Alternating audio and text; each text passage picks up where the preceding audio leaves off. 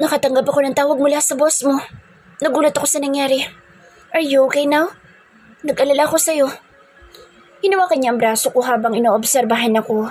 Tinitingnan kung may mga natamo ba akong sugat. Hindi ako nakapagsalita. Nakatitig lamang ako kay Briggs na patuloy pa rin kinakausap yung mga tauhan niya. Nilingon niya ako saglit kaya't umawang ang aking labi ngunit agad din siyang nag-iwas ng tingin at binalingan iyong kausap niyang lalaki. Let's go home, okay? I'll stay with you tonight and tomorrow. Nag-file na naman ako ng leave sa office. Napabaling kay Oliver ang aking atensyon. Halos makalimutan ko na nandito nga pala siya. Bakit ganito? Sobrang weird ng nararamdaman ko. Vienna, take the day off tomorrow. You don't need to work. Just take some rest. Muli ako napatingin kay Briggs. Gusto kong umuwi kanina dahil ayoko maging pabigat sa kanya pero bakit ganito? Hindi ako masaya sa mga nangyayari. Sir, baka dumating na yung mga shipments ko bukas. Agad niyang pinutol ang aking sasabihin. Don't worry about that. Sinatsyad at binis na muna, bahala roon. Kailangan mo magpahinga. Mabigat ang aking dibdib. Pakiramdam ko'y bumalik ang pangihina ng katawan ko sa hindi malamang dahilan. Why am I not happy about the turn of events? Why do I feel disappointed? Na hindi ko nga mapunto bakit ako dismayado. Ayun naman pala eh. Huwag ka na munang pumasok bukas, okay? Narinig ko ang boses ni Oliver pero hindi ko siya tinitingnan. Bakit kay Briggs napupunta ang mga mata ko? Bakit kahit nandito si Oliver ay tinatrato ko siyang hangin? Bakit ganito? Ayoko ng ganito. It feels so wrong. Manuel, we'll drive you to your apartment. Mr. Ramirez, I'm sorry for what happened to Vienna. Nagsimula na mag-usap sina Oliver at Briggs pero ako'y tulala pa rin. Nang malaman ko na ipinasundo ni Briggs sa Oliver upang may makasama ko sa bahay, ay para ako nawala sa sarili. Hindi ko inaasahan na ganito ang mangyayari. Bakit biglang ayokong umalis? Gusto ko sampalin ang sarili ko sa mga nararamdaman ko dahil alam kong hindi tama ang ganito pero hindi ko magawa. Nawalan ako bigla ng lakas. So sobrang pagkawala ko sa sarili ko ay hindi ko na namalayan pa na nasa may elevator na kami. Pasakay na kami ni Oliver at si Briggs naman ay nagpapaalam na sa amin. Muli ako napatingin kay Briggs habang nagpapaalam si Oliver sa kanya at nagpapasalamat. Take care, Vienna. Nakangiting sabi sa akin ni Briggs habang pasarang elevator. Nakita ko sa kakaunting awang bago tuluyang magsarang elevator na biglang naglaho ang mga ngiting ipinapakita ni Briggs sa amin kanina. And with just that, I felt something. Something that is so wrong to even exist. Ang bait ng boss mo, no? Napatingin ako kay Oliver. Nakatingin lang siya sa harapan. Ang ngiting meron din siya kanina ay wala na at hindi mo na makikita pa. Kaming dalawa lamang ang sakay ng elevator dahil kanina pa umalis yung Manuel upang ihanda ang sasakyang gagamitin. Oo, mabait si sir. Yun na lamang sinabi ko sa kanya. Nag-iwas na rin ako ng tingin at pinanood na lang ang pagbabago ng mga numero sa maliit na screen ng elevator. Ganoon ba siya sa lahat ng empleyado niya? Nagulat ako sa sinabi niya kaya't muli ako napalingon sa kanya. O baka naman sa'yo lang. Kumunot ang noo ko dahil sa kanyang sinabi. Makikita mo sa mga mata niya ang matinding selos. Hindi niya man sabihin iyon ay nararamdaman ko na nagsaselos siya. Hindi ko agad napansin ang ekspresyon niyang iyon kanina. Dahil siguro nakangiti siya kapag kausap si Sir at nag-aalala naman kapag nakatingin sa akin. O baka sadyang hindi ko lang siya nabibigyan ng tamang atensyon kanina kaya't hindi ko napansin na nagsaselos na pala siya. Ano ba sinasabi mo? Siyempre sa lahat. Pinapatulog niya sa kondo niya ang lahat ng empleyado niya? Sarkastikong tanong niya. Napailing na lang ako. Ayoko sabayan ang pagsaselos niyang ito. Wala akong lakas na makipagtalo. Bakit natahimik ka? Tama ako, no? Sa'yo lang ganito ang boss mo. Muli ko siyang nilingon kaya't naputol ang kanyang binabalak sabihin. Huminga ako ng malalim. Pilit na pinapakalma ang sarili. Hindi. Kagaya ng sinabi ko kanina ay ayoko sabayan ang selos niya. At wala din akong lakas na magpaliwanag sa kanya. Tinulungan niya lang ako kagabi kaya ako nasa kondo niya. Paano niya nalaman na nangyari sa'yo? Siya ang tinawagan mo para manghingi ng tulong? Bakit hindi ako? Kumunot muli ang aking noo dahil hindi ko nagugustuhan ang tono ng pananalita niya. Hindi ganoon na nangyari kahapon. Nalaman ni Sir ang nangyari sa akin. He saved me, Oliver. Kita ko ang nagniningas na selos sa kanyang mga mata. Hindi ko maintindihan kung bakit pati ang pagtulong sa akin ni Briggs ay bibigyan niya ng mali siya at ibang ibig sabihin.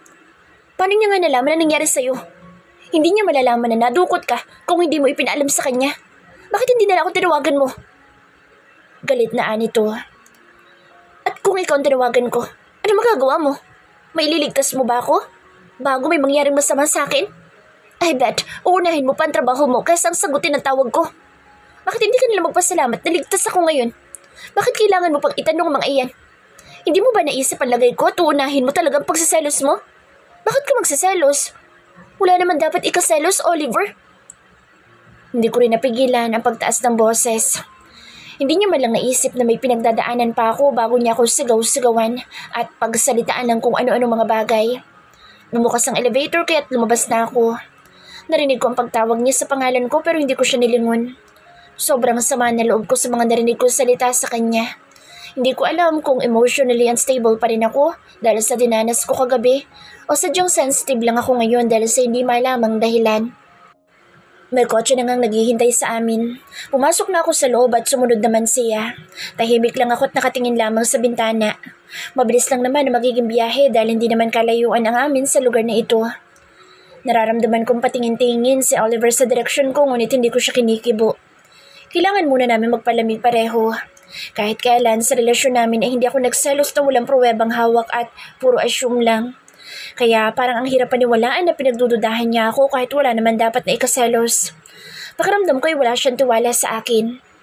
Nagpasalamat ako kay Manuel nang maihatid niya kami sa apartment ko. Dali-dali naman akong pumasok sa loob. Mahirap na kapag nakita pa ako na ibang kakilala. Baka magtanong sila kung saan ko nakuha mga sugat ko at hindi ko lang sila masagot. Kwento sa akin ng boss mo nangyari. Nadukot ka raw. Bakit kasi nagpapagabi ka ng uwi? Alam mo naman na delikado ang panahon ngayon. Akala ko ay malala na yung mga sinabi niya sa akin kanina sa elevator. May mas ilalala pa pala ngayon. Tumingin ako sa kanya. Inaayos niya yung mga dala niyang gamit. Kinuha niya ang laptop niya at pinatong iyon sa lamesa. Mukhang may gagawin siya dito. Kasi po may trabaho akong tinapos kaya nag-overtime ako. I don't want to be pathetic at sabayan siya. Kaya lang ay hindi ko rin mapigilang maging sarkastiko. Bakit? Wala ka bang pwedeng sabayan para hindi ka mag-isang umuwi? Seryoso ba siya sa mga sinasabi niya? Talaga bang naririnig ko ito sa kanya? Hindi ako makapaniwala. Isa pa, sana'y nalalaban ka man lang para kahit papaano ay nakatakbo ka papalayo at hindi ka nila nadakip at naisakay sa kotse nila. Alam mo namang may strange car na tumigil sa harapan mo. Hindi ka pa umalis doon?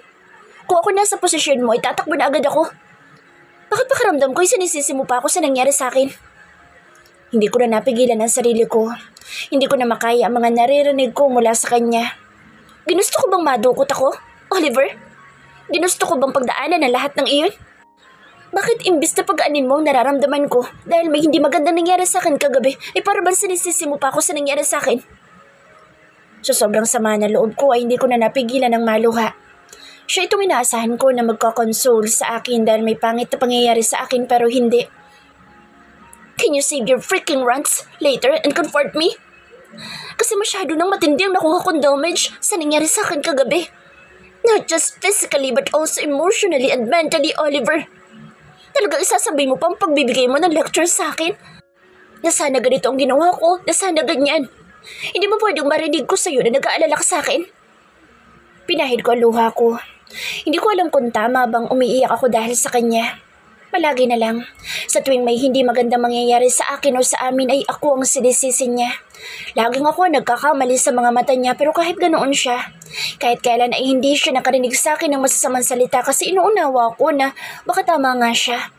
But enough is enough. Pagod na akong isisi niya sa akin ang lahat ng bagay. Alam mo ba ang binalak nilang gawin sa akin kagabi? They were planning to rape me. At kung hindi ako nailigtas ay baka ngayon, wala na akong dignidad, Oliver. Pakiramdam ko ay sumabog akong bigla. Sa ilang taon naming nasa relasyon ay ngayon lang ako sumigaw ng ganito. Tumingin sa akin si Oliver at humilig sa lamesa. Blanco ang ekspresyon ng kanyang mga mata at ang mga sumunod niyang sinabi ay hindi ka panipaniwala. You might need to check yourself then. Baka naman kasi kitang-kita ng balat mo sa mga sinusuot mo sa opisina. Alright, that's to impress your boss.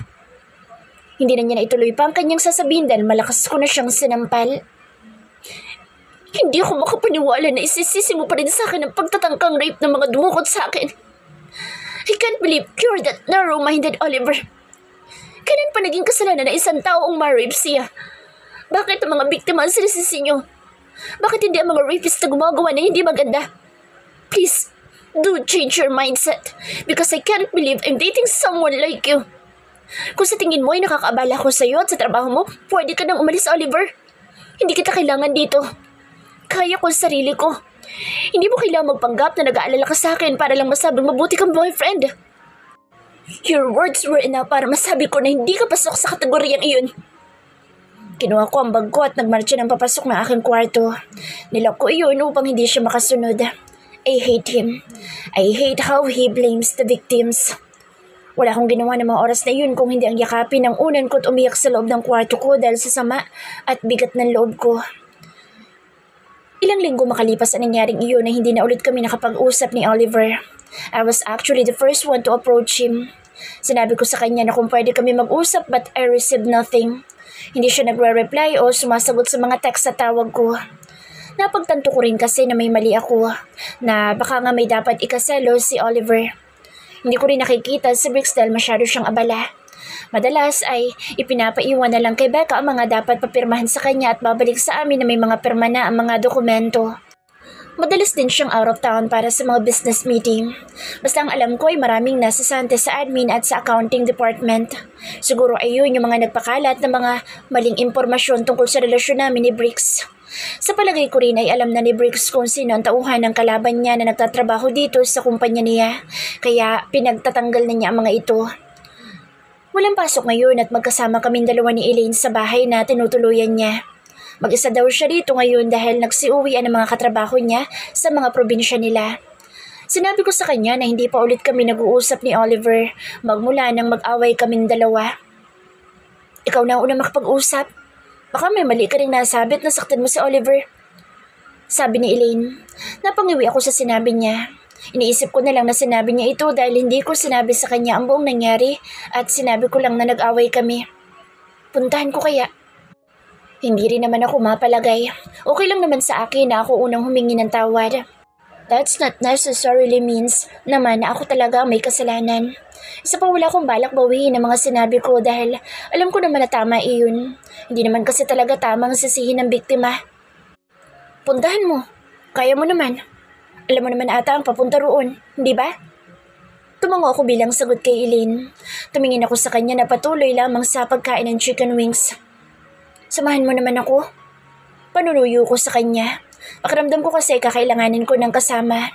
Isa pa matapos na nangyari sa akin ay natakot na ako magbabiyahing mag-isa, lalo na kung malayo.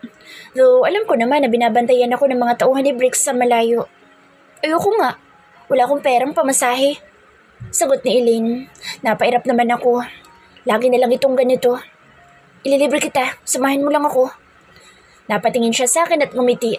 Nag-thumbs up siya sa akin at sinabi magbibihis lang daw siya. Napairap muli ako sa kanya pero natawa na lang din kalaunan. Hindi naman matagal nag-ayos at nagbihis si Elaine. Nakaalis din agad kami sa kanilang bahay. Hindi naman naging mahirap ang biyahe namin dahil hindi punuan sa mga sakayan ngayon dahil Sabado. Inabot din ata kami ng 45 minuto sa biyahe. Naglalakad na kaming dalawa ni Elaine papunta sa apartment ni na Oliver. Hindi naman niya sinabi na lumipat siya ng bahay kaya nakakasigurado ko na dito pa rin siya nakatira. Matagal-tagal na rin kasi simula nang huli ako nakapunta rito kaya kinakabahan ako na baka hindi na pala rito ang bahay ni na Oliver. Sigurado ka ba dito? Tanong ni Elaine.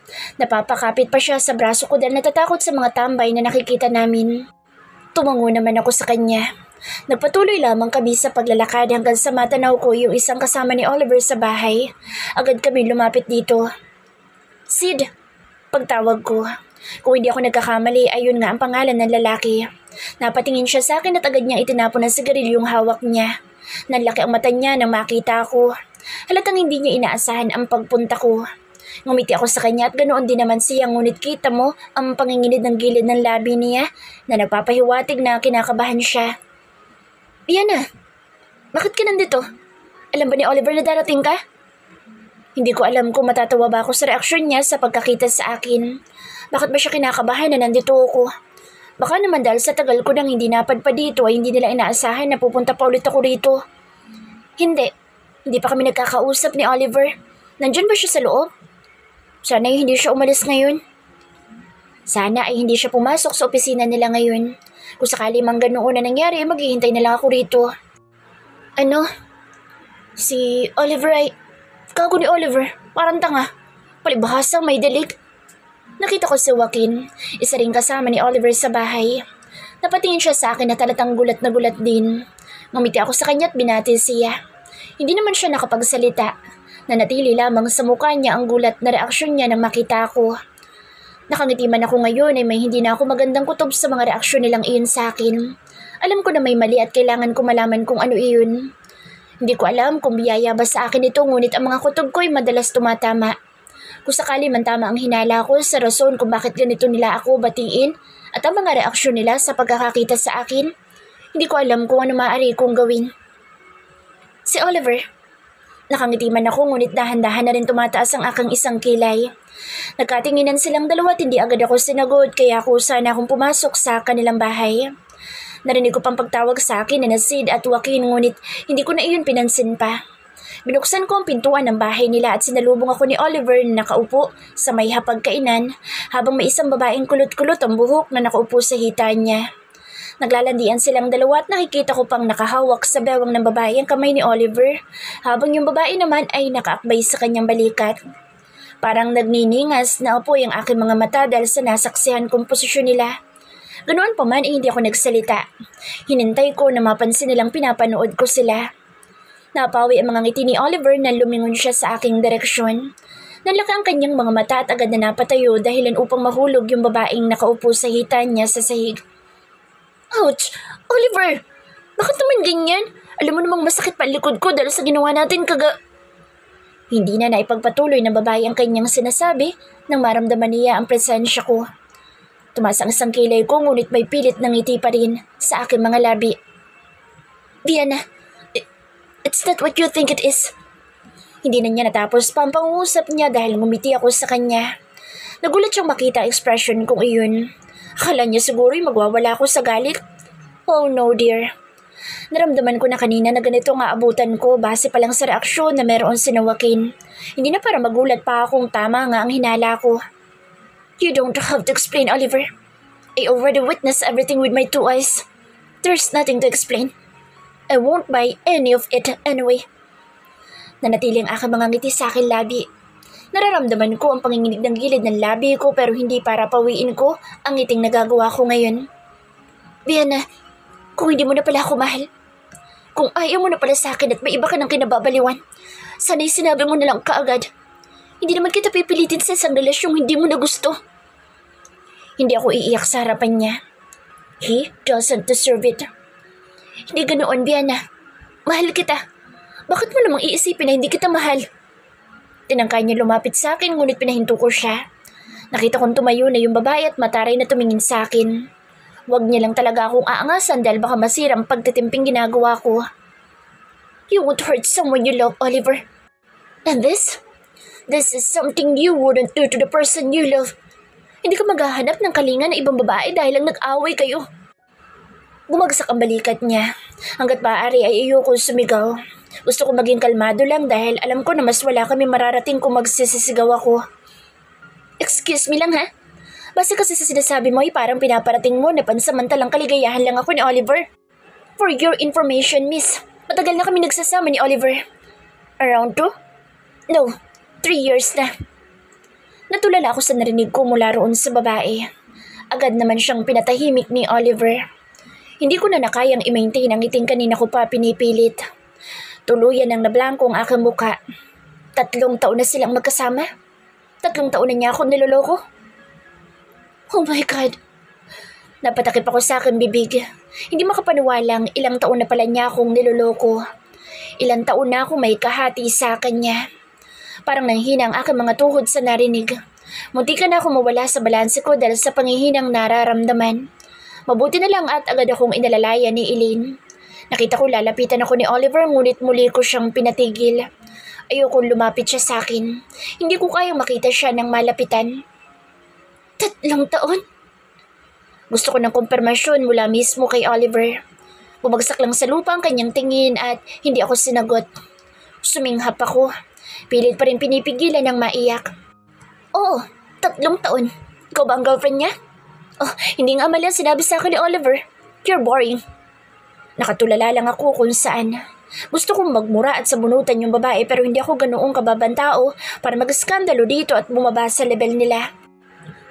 You're aware that he has a girlfriend and yet you still date him? How desperate are you to have a boyfriend that you choose to date someone who's taken? Mahinahon kong sabi sa kanya. Ganoon pa man ay wala na akong emosyong maipakita sa kanila. Pagod na ako magpanggap na nakamiti. Pagod na ako magpanggap na hindi ako galit. Ngunit hindi ko ipapakita ang lahat ng iyon. Hindi ako bababa sa level nila.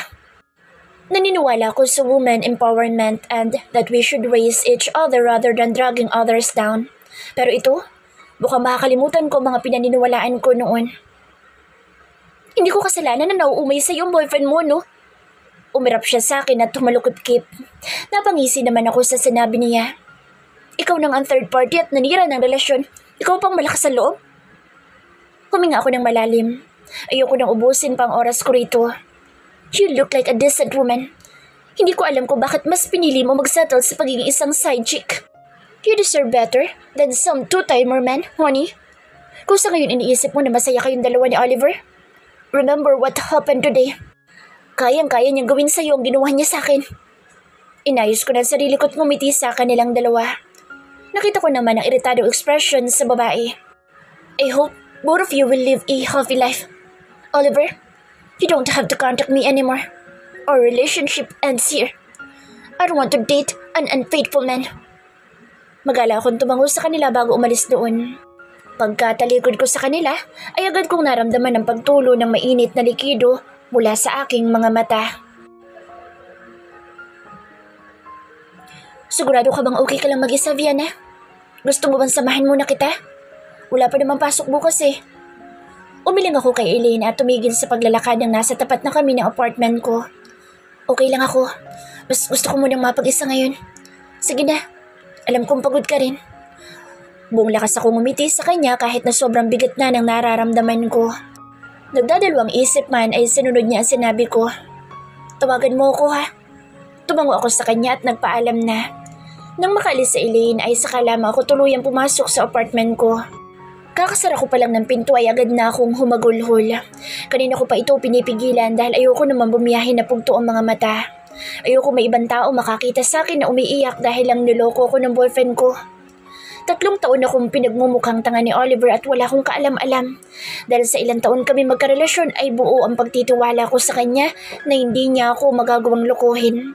Hindi ko akalain na ganoon kadali sa kanya ang sirain ang tiwalang ibinigay ko sa kanya. After a good cry, naisipan ko na maligo na lang muli. Mas magaan na ang pakiramdam ko ngayon kumpara sa nararamdaman ko kanina. Ganoon pa man, ay nandito pa rin iyon. Nandito pa rin ang sakit. Halos magwawalong taon akong namuhunan ng pagmamahal sa isang taong kayang-kaya kang ipagpalit dahil para sa kanya ay nakakasawa ka na o nauumay na siya sa'yo. Hindi ko akalain na ganoon pala kababaw para sa kanya ang lahat na kapag nagsawa ay maaaring humanap ng iba. Hinayaan kong dalihin ang pagbagsak ng tubig mula sa shower ang pagbagsak ng mga luha ko. Iniisip at umaasa na sana'y pagkatapos kong muling umiyak ay tuluyan ang mawawala ang sakit na magiging okay na akong muli. Nagbihis na ako matapos kong maligo at walang ganang isinalpak ang sarili sa kama. Tumulala lamang ako sa kisame ng apartment ko at pinapakiramdaman ang mabigat kong mga mata. May iiiyak pa ba ako?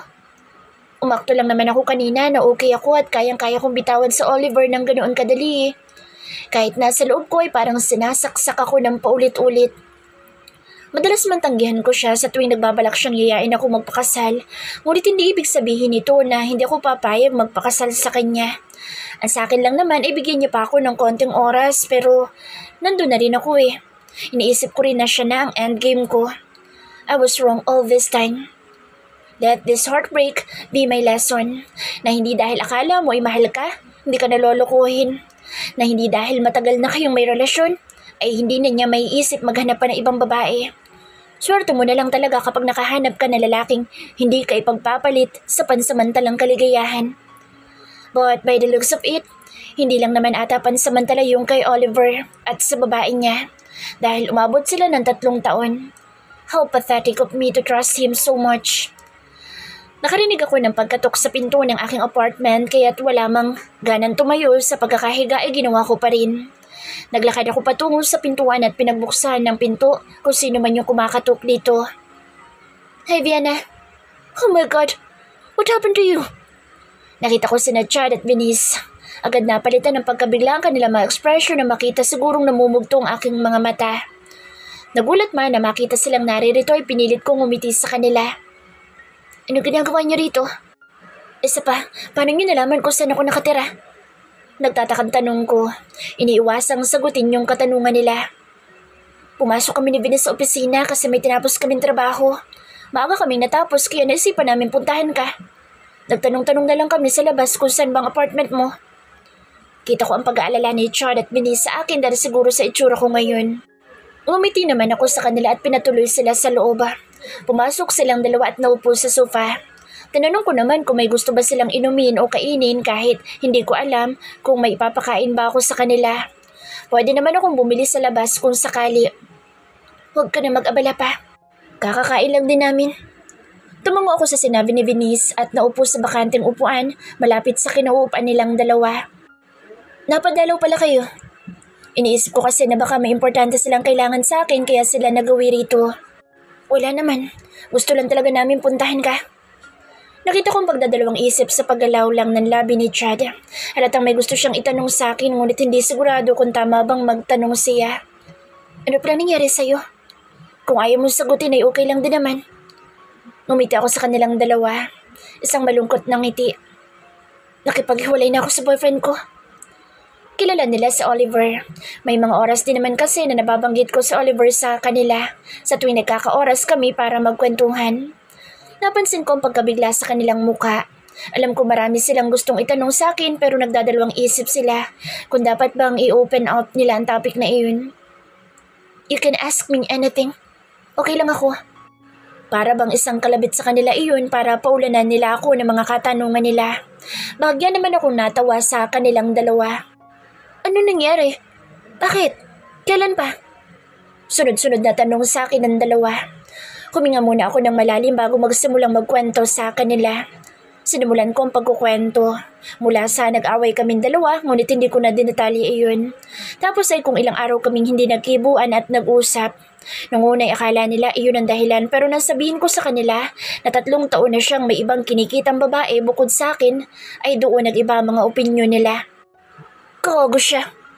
Sorry sa bad words, pero 3 taon? Gulat na tanong ni Vinny sa akin. 3 taon kanyang niloloko? Oh my God, I'm going to kill that man. And he has the audacity to get jealous and said hurtful things to you? Baka gusto niyo mamanid ang pisngi niya kakasampal ko sa kanya. Napangiti ako sa sinabi na iyon ni Venice. Kahit papaano ay nababawasan ang nararamdaman ko dahil nagagalit sila para sa akin. Wait, bago natin ituloy ang kwentuhan, gusto mo bang iinom natin yan? Mas nakakagaan ang loob ang ganoon. Suwestyon ni Chad. Napangiti naman sa Venice sa kanya na para bang isang henyo si Chad dahil naisip niya iyon. Matipid akong ngumiti at napailing. Ano, Vienna? Game? May tindahan dyan sa labas nyo. Bibili talaga ako. Ano bang gusto nyo? Beer or hard? Tanong ni Chad sa akin at kinuha na yung bag niya. Pinigilan ko naman siya at ako na ang dumukot ng pera. Bisita ko kayo. Hindi ba dapat ako gumagastos para sa inyo? Ito na ipambili mo. Iniabot ko sa kanya ang pera ko. Ngumuso pa si Chad na parang ayaw niya ako pa ang gumastos. Pero dahil na rin siguro sa pamimilit ko, itinanggap na niya ang binibigay kong pera. Okay, pause muna ang kwentuhan, okay? Bibili lang ako. Hard ba? Tumango ako. Si Venice naman ay kahit ano raw kay nagdesisyon si Chad na hard liquor na lang ang bibilihin dahil hindi ako mahilig sa beer. Pinapagaan naman ni Venice ang aking loob habang hinihintay namin si Chad. Ako naman ay panay lamang ang pilit sa sarili ng umiti at pagbuntong hininga. Hindi rin naman nagtagal ay bumalik na si Chad lang 1 litrong bote ng Alfonso. May dala din siyang juice para ata sa chaser at ilang snacks para sa pulutan. Iniayos na namin iyon at nilabas ko na rin ang shot glass na meron ako. Pero, hindi mo ba nahalata ang pagbabago sa kanya sa loob ng 3 taon na niloloko kanya? Tanong sa akin ni Chad nang makainom siya ng shot niya. Huminga ako ng malalim at umiling. Bukod kasi sa masyado ako nagtitiwala sa kanya, ay ng mga panahong iyon ay wala din ako sa sarili ko. Yun yung panahong lugmok na lugmok ako dahil nagsilabasan ng utang ng pamilya ko na naiwan nila sa akin. Walang-wala ako noon at para akong mababaliw sa sobrang dami kong iniisip. Kaya hindi ko akalain na magsisimula siya manloko sa mga oras na halos mamatay ako sa dami ng problema ko. Ngayong umaayos ng pag-iisip ko ay doon ko nabigyan linaw kung saan nagsimula ang panloloko ni Oliver. 3 taon. Ibig sabihin yun yung mga panahong halos isubsob ko ang sarili ko sa iba't ibang trabaho dahil marami akong binabayarang utang. Yun yung 1 taon matapos ang trahedyong nangyari sa aking pamilya ay maraming naghabol sa akin dahil daw sa mga utang na naiwan nila. At kailangan ko iyong bayaran lahat. Alam ko naman na napabayaan ko talaga siya ng mga panahong iyon pero akala ko rin ay naiintindihan niya kung bakit ako nagkulang bilang girlfriend niya ng mga oras na iyon. Marami akong iniisip. Akala ko ay nauunawaan niya ang sitwasyon ko.